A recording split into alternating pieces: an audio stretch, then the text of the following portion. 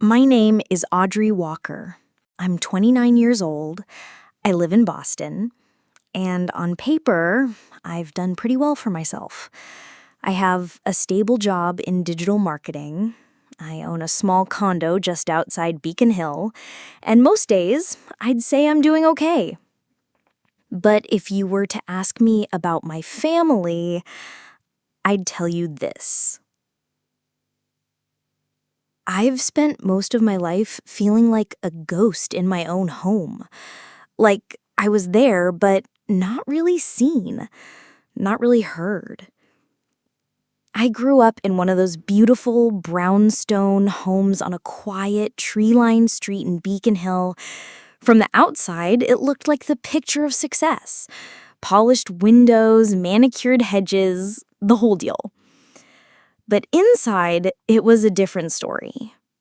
Not because of chaos or screaming matches, but because of something quieter, something colder. Silence, absence, indifference. My older sister Rachel was the star of our family, always has been. She was the golden child from day one. Charming, beautiful, brilliant, and seemingly perfect at everything. The walls of our house were practically a shrine to Rachel. There were framed photos of her in every hallway. Rachel in her soccer uniform, Rachel at her piano recital, Rachel winning the science fair. Her Harvard acceptance letter got its own shadow box frame in the entryway. If you walked through our house, you might not even realize Rachel had a sibling. I used to look for my own photos, just something to prove I belonged there too. What I found were a few dusty snapshots stuffed in a drawer in the study. A school photo from 5th grade, a blurry picture of me at a spelling bee. None of them were framed. None of them ever made it to the living room wall. I remember my 8th birthday like it was yesterday. My mom had promised me a small party. Nothing big, just a few friends, some cake and balloons. I was so excited. I'd been counting down for weeks. But that morning, my mom came into my room and told me we had to cancel. Rachel had a soccer tournament, and the whole family needed to be there. She said, "You understand, right?" as she reached for my balloons and started deflating them without waiting for an answer. No one said sorry. No one made it up to me. I sat alone that day, eating a leftover cupcake from the night before. That was the first time I felt it. That quiet understanding that in my family, Rachel came first. Always. It didn't stop as we got older. Rachel made varsity soccer her freshman year. My dad left a business trip early to see her first game. A few years later, I had an art piece selected for a local youth gallery. I invited everyone. No one came. My father, Richard, worked long hours as an investment banker, so he missed a lot of things in general. But somehow, when Rachel had something going on, he found a way to be there. For me, it was always, "Sorry, sweetheart, I had a late meeting." Or worse, he'd forget entirely. So eventually, I stopped telling them about the things I was proud of. When I got into Northeastern on a full scholarship, I left the letter unopened on the counter. When I won a regional graphic design competition in college, I didn't even mention it at dinner. What was the point? If I brought it up, my mom would smile politely and say, "That's nice, honey," and then go right back to planning Rachel's next big moment. It was easier to keep those things to myself. To light my own little candles in the dark, celebrate my small wins alone, and pretend it didn't matter. But it did matter. It felt something in me. Something heavy. That quiet kind of sadness that doesn't explode. It just settles in your bones. It made me feel like I had to earn love. That maybe if I did just one more impressive thing, they'd finally see me. But they never did. So I stopped trying to be impressive for them. I did it for myself instead. Quietly, carefully, alone. Looking back, I realized that I wasn't just invisible. I was trained to be. Conditioned to stay quiet, stay small, stay grateful for crumbs. And for a long time, I accepted that. Until one day, I didn't. There's something bittersweet about building a life on your own terms. On good days, it feels like freedom, like proof that you don't need anyone's approval to thrive. But on the quiet days, the empty ones, it can also feel like you're clapping for yourself in an empty room. That's where I was, 29, working as a digital marketing manager at a boutique agency downtown, sipping black coffee in the sunlight of my small but clean condo. Every inch of that place was something I earned. My furniture wasn't fancy, but it was mine. The mortgage had my name on it. I'd built this life from scratch, brick by brick, without applause, without backup. And yet, somewhere in the back of my mind, I still wanted someone, anyone, to notice. I didn't get here by accident. I worked hard, studied late, hustled for internships no one helped me get.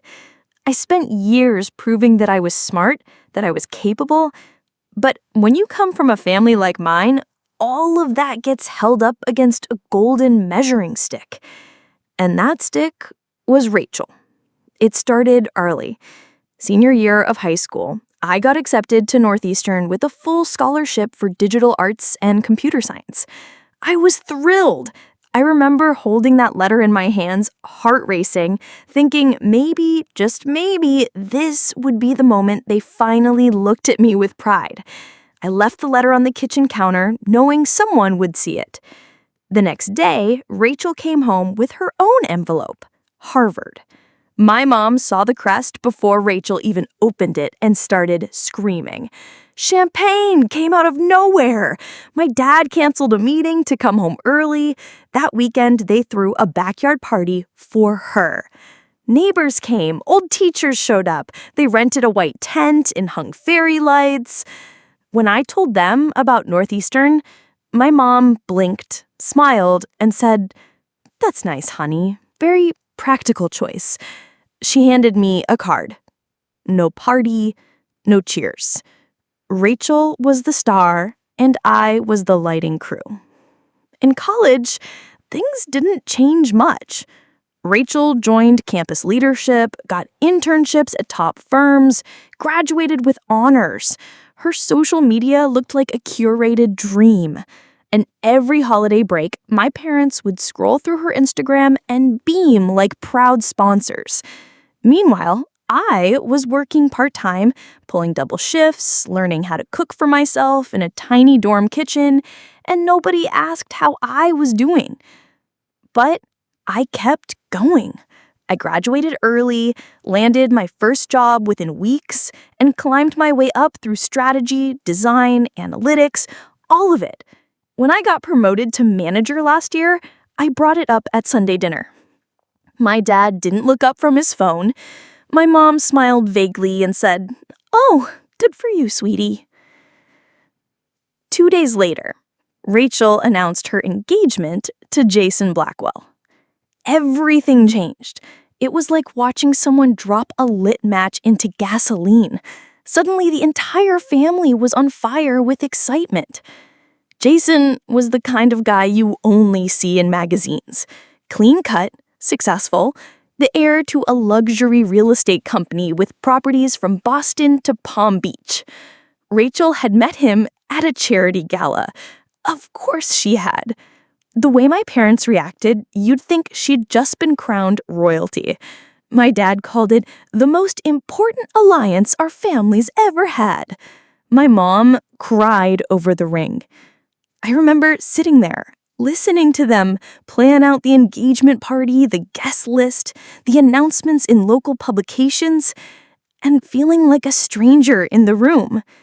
I had just hit a career milestone I'd been working toward for 5 years, and it barely made a ripple.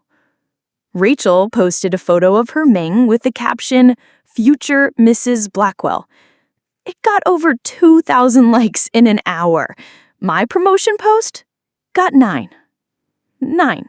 And one of them was my coworker's dog's account. I laughed at the time, but deep down, something in me shifted. Not in an angry way, not yet, but something hardened, something settled.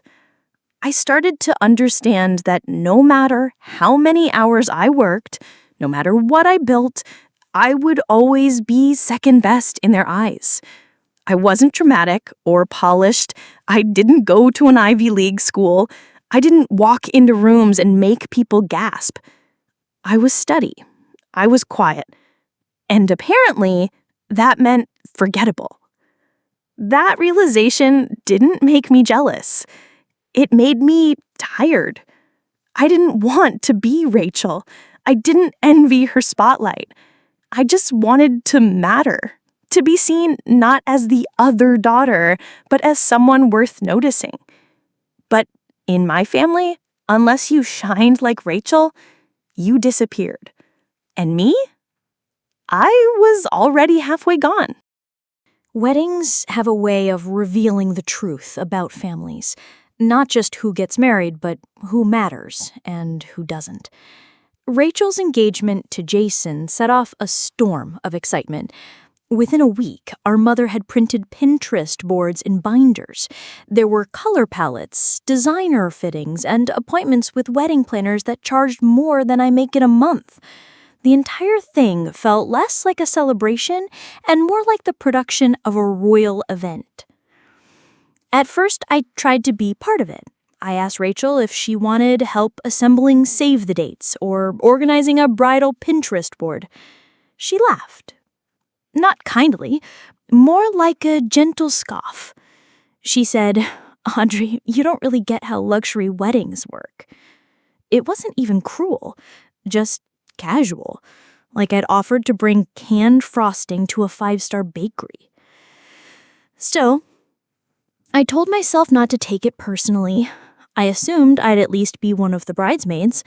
I was her sister.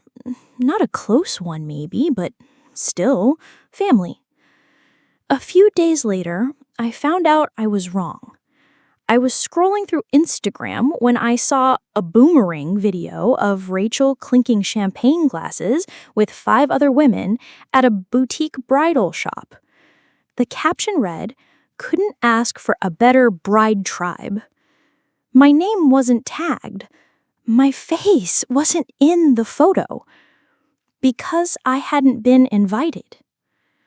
At first, I thought there had to be a mistake. I texted Rachel, but she never replied. So I called my mother. Her voice was clipped, like she'd been expecting the question. "Rachel just wants things a certain way," she said. "Let her have her moment." Let her have her moment. That phrase would become the unofficial motto of the next few months. Every time I was left out, pushed aside, or treated like an afterthought, that was the answer. Let her have her moment. At the bridal shower, I arrived 10 minutes early and stood awkwardly at the door while wait staff shuffled around me. Eventually, I found my seat at the very end of a long, decorated table. My name card was between the fiancé's second cousin and someone I didn't know. All the bridesmaids were huddled together near the front, laughing loudly, sipping champagne, and taking selfies in matching dresses. Rachel didn't greet me. She didn't even glance my way until it was time to open gifts, and even then she held up mine like it was something from the clearance bin. I stayed for 2 hours. No one really spoke to me, not because they were mean, but because I was invisible. Like an extra in the background of a movie that wasn't mine. The bachelorette party was worse. It was held at a resort spot 2 hours outside the city. When I arrived, I could tell right away I didn't belong. Everyone else was in coordinated outfits, white silk pajamas with their initials embroidered. I was in leggings and a hoodie. No one had told me about the dress code. Throughout the night, I was talked over, laughed at, and mostly ignored. At one point, one of Rachel's friends asked what I did for work. I told her about my job in digital marketing. She blinked and said, "So you do Instagram ads for small businesses?" And then she laughed. Rachel didn't defend me. She just smiled and took another sip of her cocktail. That night, I went back to my room and cried. Not because of what they said, but because of how familiar the feeling was. Left out, dismissed, small. I thought the rehearsal dinner might be different. Jason's family would be there. Maybe, I hoped, with more eyes watching, they'd treat me better. Instead, I was seated at a random table near the back, next to a teenage cousin and a vendor's wife. I could barely see Rachel from where I sat. But someone noticed. Jason's mother, Elizabeth, leaned over during dessert and whispered, "Why is your sister sitting over there?" I didn't have an answer. I just smiled politely and excused myself. Later that night, I went to grab my coat from the hallway closet. I passed the study, door slightly open, and heard my mother and Rachel inside, talking in low voices. "She's lucky we even invited her." Then they both laughed. That was the moment something shifted. Not just sadness, not just hurt, but something sharper, heavier. A kind of quiet rage that sat in my chest like a stone. Up until then, I'd told myself to stay calm, stay graceful, stay above it. But standing in that hallway, hearing my mother laugh at my expense, I realized something. They didn't just forget about me. They made a choice to leave me out. And someday I would make a choice, too. Weddings always start in chaos. Steaming irons, misplaced lipsticks, last-minute deliveries. But this one felt different. The air wasn't just busy, it was tense. Like everyone was pretending it was the happiest day of their lives, while something darker stirred just beneath the surface. I arrived at the estate early.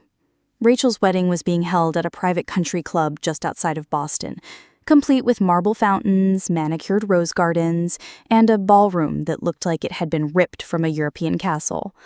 Everything was perfect. Painfully perfect. I wasn't part of the bridal party, but I'd figured I'd offer to help anyway. I didn't want another day of being in the way or standing off to the side like furniture. As soon as I stepped into the prep suite, my mother saw me and handed me a to-do list. No greeting, no, "Good to see you," just instructions.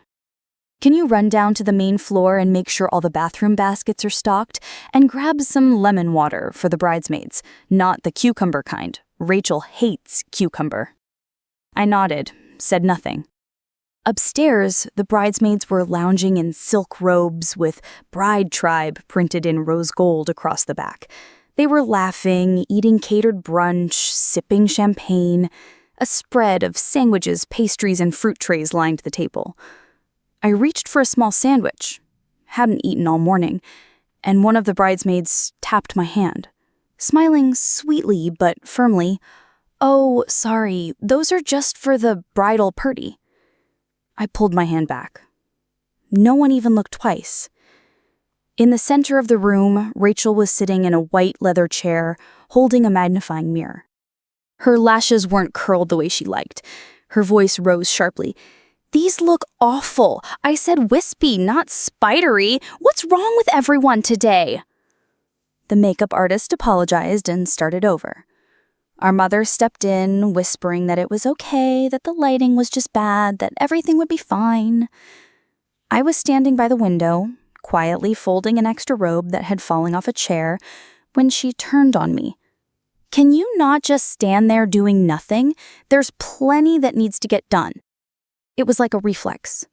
Her voice didn't carry anger, just impatience, as if even existing quietly in the corner was a burden. I excused myself and walked down the hall, needing air, needing space. I headed into the library wing of the estate, where they'd set up a private lounge for the family. My father had brought some of his work stuff there earlier in the week. He liked to check in between events, even on weekends. I spotted his leather notebook sitting on the side table, just half-tucked under a stack of seating charts. I don't know why I opened it. Maybe I needed a break from the noise. Maybe I was just curious. Inside were spreadsheets, handwritten notes, printouts of financial statements. At first, it didn't register, just numbers and names and columns. But then I saw Rachel's name. Not once, not twice. Repeated. Large withdrawals, dates that lined up with dress fittings, down payments on the venue, private tasting dinners.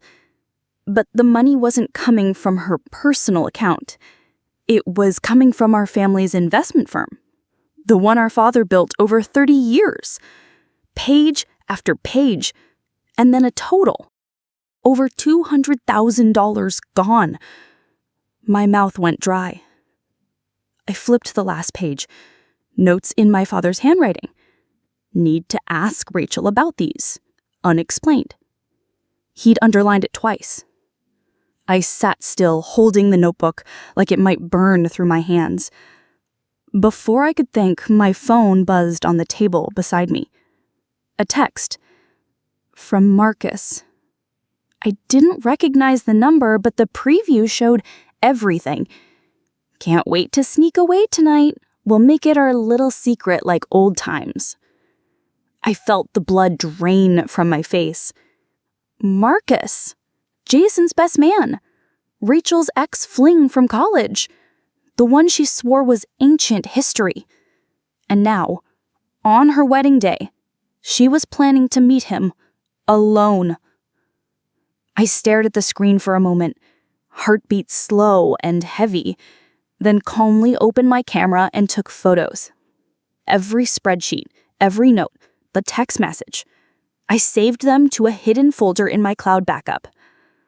And then I closed the notebook, put it back exactly where I found it. Outside, the estate was buzzing with final touches. Strings of fairy lights being adjusted, waitstaff aligning napkins with surgical precision, laughter echoing from the bridesmaid suite upstairs. Everything was moving. Everything was perfect. And I walked back into it, quiet as ever. But something in me had shifted. I wasn't sad anymore. I wasn't hoping for anyone to notice me. I was awake now. And I was watching. The string quartet played a soft prelude as the guests settled into their seats. Everything was warm golds and soft whites, rows of light chairs draped in silk, a trellis covered in peonies and orchids, and sunlight pouring in from the cathedral windows like it had been ordered special for the occasion. It was perfect, the kind of wedding people talk about for years, a real-life fairy tale. I sat in the back row, not with the family, not with the bridesmaids, just back there, next to a distant cousin who didn't remember my name. When the music changed and the doors opened, everyone rose. And there she was. Rachel floated down the aisle in a gown that shimmered like starlight. Off-the-shoulder satin, long train, veil edged with tiny crystals. The crowd gasped, phones lifted. My mother dabbed her eyes delicately like she was witnessing history. My father stood tall beside her, chin lifted, pride written all over his face. No one looked at me, not once. Jason stood at the altar like a man in a dream, He smiled wide, eyes shining, adjusting his cuffs nervously. If he had doubts, he didn't show them. And why would he? To him, Rachel was flawless, untouchable. I watched quietly, my hands folded in my lap. Not out of bitterness, not anymore. Just observation. I noticed Marcus, the best man, standing beside Jason, shoulders squared, jaw tight. His eyes flicked to Rachel as she passed, and for the briefest second, her eyes met his. It was quick, subtle, but I saw it. I also saw the way Jason's parents leaned into each other, smiling like royalty, completely unaware of the fault line beneath them. The ceremony was beautiful, of course. Custom vows, soft lighting, a solo violinist playing as they lit a unity candle. People around me wiped tears. I just listened. They built this day on a lie, and soon that lie will collapse. After the I do's and the cheers, guests flowed into the ballroom for the reception. Chandeliers sparkled overhead. Tables were covered in ivory linens and gold flatware. Centerpieces were sculptural towers of white roses and orchids. Even the place cards looked expensive, hand-lettered calligraphy on thick, pearl-toned cardstock. I found mine tucked away at a corner table near the exit, sandwiched between two guests who didn't speak to me all night. Dinner came and went. Toasts began. The maid of honor gushed about Rachel's elegance and poise. Someone else, an old friend, told a story about Rachel organizing a fundraiser in college because she just cares so deeply about everything. My father gave a short but glowing speech about how proud he was, how Rachel had always been driven, disciplined, and full of grace. Every compliment was a layer of paint on a crumbling wall. I barely tasted my food. I sat back and watched. My mother moved around the room like a celebrity, kissing cheeks, adjusting centerpieces, accepting compliments as if she'd planned the entire thing herself. My father laughed too loudly at every joke. They were glowing, but they never once looked my way. Even in the quiet moments, between courses when the room hushed just slightly, I felt it, the distance, the complete absence of recognition. I was a shadow in a room full of spotlight. At one point, Marcus raised his glass toward Rachel during a lull in conversation. She smiled back, just a flicker, but it was there. And no one else noticed, not Jason, not the guests, not the photographers chasing golden hour shots of the happy couple. Just me. I wasn't sad. I wasn't jealous. I wasn't even angry anymore. What I felt was something sharper, clearer. This wedding, this perfect day, was a fantasy. And I had proof that that fantasy was about to collapse. As the speeches wrapped up and the band prepared for the first dance, I checked the time on my phone. The moment was almost here. I glanced around the room, taking it all in. My mother's forced laugh, my father's hand on Rachel's shoulder, Jason beaming as he looked at the woman he thought he'd spend forever with. None of them knew what was coming. But I did. And for the first time in a long time, I wasn't invisible. I was in control. The ballroom lights dimmed just enough to signal the start of speeches. A hush settled over the crowd, like the air itself was holding its breath. My mother took the microphone. She looked radiant in her floor-length champagne gown, her hair swept up in a way that made her look like she belonged on the cover of a society magazine. She smiled, wide, polished, rehearsed. "I just want to say," she began, her voice steady and proud, "that today is a dream come true. Rachel has always been the daughter who made us proud, from day one. Beautiful, driven, gracious, everything we could have hoped for. There was a beat of silence, and then the guests began to clap, loud, enthusiastic, wholehearted. I sat motionless, the sound washing over me like static. She said it so easily. Rachel is the daughter who made us proud from day one. There it was, out in the open. No pretense, no filter. My heart didn't break. It hardened, right there in my chest, a quiet click like the final piece of a puzzle falling into place. I stood, calmly, no scene, no drama, just stood up and walked toward the stage. The room didn't quite notice me at first. All eyes were still on Rachel, who was dabbing at the corner of her eye with a monogrammed napkin. But by the time I reached the microphone, the music had faded out, the clapping stopped, and suddenly 400 people were watching me. Jason looked confused. Marcus went pale. My mother looked like someone had just slapped her.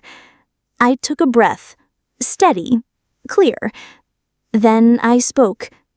I know everyone here came to celebrate love, family, and this beautiful fairy tale, but I want you to remember something. My voice didn't shake. You'll remember this night, not for the flowers, not for the dress, not for the kiss, but because the truth always finds its way out, no matter how carefully you try to bury it. Silence. You could hear the air conditioning hum, the sound of a wine glass being set down too hard. Somewhere near the back, someone coughed. I nodded once, calmly, and stepped away from the mic. No further explanation, no apology, no tears. Then I turned and walked out of the ballroom. I didn't rush. I didn't look back. I passed the dessert table, the champagne tower, the glowing faces frozen in confusion. I kept walking until I found a small, empty sitting room tucked away behind a velvet curtain near the coat check. It was quiet there, dimly lit, still. I sat down, pulled out my phone, and opened the draft I'd prepared the night before. To all wedding guests. Subject: a few things you should know. Attached were screenshots, transaction logs from the family firm, pulled straight from my father's notebook, bank records showing Rachel's siphoning over $200,000 to fund her wedding lifestyle, messages between her and Marcus, some suggestive, others damning. Voice memos from 2 employees at the firm who had quietly raised concerns, only to be brushed aside by my father, out of denial. I double-checked the recipient list: Jason's parents, their business associates, friends, extended family, clients of the Blackwell Group, every single one of them. My thumb hovered for a second, and then I tapped send. I sat back, the screen dimming in my hand, and listened. It started slowly. Murmurs from the ballroom, a wave of confused chatter, then gasps. One by one, phones buzzed, heads turned, faces changed. The noise grew. Raised voices, stiff backs, Rachel's laugh fading mid-sentence. Then someone shouted Marcus's name. I didn't move. I stayed seated in that small room, letting the chaos bloom without me. It started with vibrations. Hundreds of phones buzzing on tabletops and in purses. Then came the murmurs, a slow rising hum of confusion, faces tilted downward, eyes narrowing as guests scrolled through the email I'd just sent. And then came the silence. Jason stood on the dance floor, made conversation with one of his groomsmen when someone handed him their phone. He read the screen, scrolled. His brows furrowed, his smile faded. Someone tried to hush the music. A tech assistant, panicking, hit the wrong input on the soundboard. Suddenly, Jason's phone screen was mirrored on the giant projector behind the sweetheart table. Blown up, impossible to miss. There it was. Unauthorized withdrawals, $212,498.06. Rachel's memo: venue, deposit, bridal fittings, decor. Text from Marcus: wish you were sneaking away with me tonight instead. The room went dead quiet. Jason turned slowly to face Rachel. What the hell is this? Rachel's face drained of color. She looked at the screen, then back at him. It's fake. Someone's trying to ruin this. Jason didn't move. Answer the question. Before she could stammer out another lie, Marcus, standing at the edge of the stage, grabbed his coat and tried to slip away through the back hallway. 2 security staff, already alerted by Jason's father, intercepted him before he made it to the door. All eyes turned back to the bride. Rachel opened her mouth, but nothing came out. Her lip trembled. Her mascara had started to smudge. Jason, I can explain everything. It's not what it looks like. Jason looked like he was staring through her. Then he handed the microphone back to the DJ. I'm done. We're not doing this. Jason's mother stood, her voice sharp and decisive. This marriage never happened. Chairs scraped. Guests whispered behind cupped hands. The dream was crumbling in real time, and no one moved to stop it. My parents remained frozen. My father's face was stone, expressionless, unreadable. My mother, she was shaking. Her hands, her lips, but she didn't cry out of guilt, not yet. It was shame. The kind that makes you want to disappear. A few minutes later, we were ushered into a private suite near the main hall. Just immediate family. Rachel, my parents, and me. No more guests, no more music, just the sound of Rachel sobbing and my father pacing like a caged animal. Do you have any idea what you've done? You've ruined this family. Rachel dropped to her knees beside him, grabbing his hand. Dad, please, it's not what you think. I was just trying to make it perfect for all of us. I didn't mean... I spoke, calmly. You ruined it when you chose lies over love. She looked up at me, her eyes wide, pleading. You think this makes you the hero? No, I said. But it stopped me from being the ghost in the room. My mother finally sat down, spine slumped, no longer elegant or composed. She enabled her. All these years, I thought protecting Rachel meant silencing you. I thought keeping the peace meant ignoring the problem. I was wrong. She wiped her face with trembling hands. For the first time, she looked at me and didn't look away. I'm sorry, Audrey. It didn't fix everything, not right then, but it was the first real thing I'd heard from her in years. My father stared at the floor, jaw tight, and said nothing.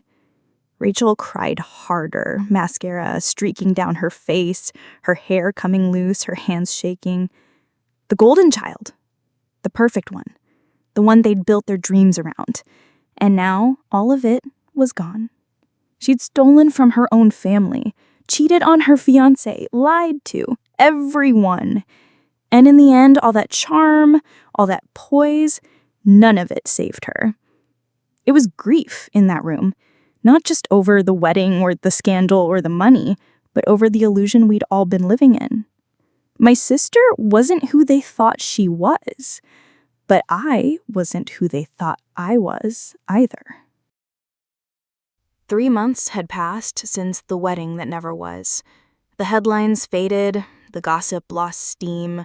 People moved on, as they always do. But Rachel didn't. She was still in Boston, living in a smaller apartment now, off the edge of Back Bay, far from the penthouse life she used to post about. Her Instagram went dark. She paid back the funds she stole, every dollar, quietly, through a lawyer. Jason had been marriage annulled. There was no honeymoon, no second chances. The Blackwell name made sure of that. Marcus left town soon after. Word was his company blacklisted him from a dozen real estate projects. No one would work with him. His charm had finally dried dry. And me? I finally started to feel like myself. Really myself. Not the version my family ignored. Not the one trying to keep the peace or measure up to someone else's spotlight. Just Audrey Walker, as I was. I walked through Beacon Hill most mornings now, coffee in hand, earbuds in, no rush. The cobblestone streets felt different than they used to, like I belonged in them for the first time. I'd met someone too. His name is Daniel. We first crossed paths at the gym. He offered me the bench after I finished my reps. It was small, casual. But now we walk together on Sunday mornings, stopping by the same coffee cart where the barista remembers my name. He doesn't care about my job title or who my sister is. He just listens, laughs at my dry humor, holds space when I'm quiet. And that's enough. My father sends emails now. Not long ones, just check-ins, questions, a photo from a book he's reading. Once he even called and asked if I wanted to grab lunch. We talked for over an hour. Not about Rachel, not about the wedding, just life. Me. For the first time, he wanted to know who I was. My mother didn't call, but she did send a letter. Handwritten, 5 pages. She told me she was in therapy, that she didn't realize the damage she'd done until everything fell apart. She said she loved me, that she always had, but that she never knew how to show it to both of her daughters. She ended the letter with, "I hope it's not too late." I haven't written back, not yet, but the letter sits in a drawer near my bed. Some nights I read it again. A few weeks ago, I uploaded a video. Just me, no makeup, no editing, no fancy background. I sat in front of my laptop and looked into the camera like I was talking to a friend. "Hi," I said. "My name's Audrey, and for most of my life, I felt invisible." I talked about what it's like to grow up in someone else's shadow, to chase approval you never quite get, to wonder if maybe you're the problem, when really the people around you just never knew how to see you. I didn't name names, I didn't spill drama. That wasn't the point. I just told the truth. And at the end, I said this: you deserve to be seen. But more than that, you deserve to see yourself, not through anyone else's eyes, just your own. That's where real peace starts. The video didn't go viral, but the comments were filled with stories. Strangers writing things like, "This is my life too," and "I thought I was the only one." And for the first time, I didn't feel alone. Sometimes healing doesn't look dramatic. It's not fireworks or grand apologies. Sometimes it's quiet mornings, small texts, a laugh that doesn't feel forced, a silence that doesn't feel empty. It's walking past your childhood street without flinching. It's saying your name out loud and not feeling the need to follow it with an explanation. It's ordering your coffee exactly how you like it and smiling when they remember. That's who I am now. Not Rachel's sister, not the forgotten daughter, not the extra chair at the table. I'm Audrey Walker.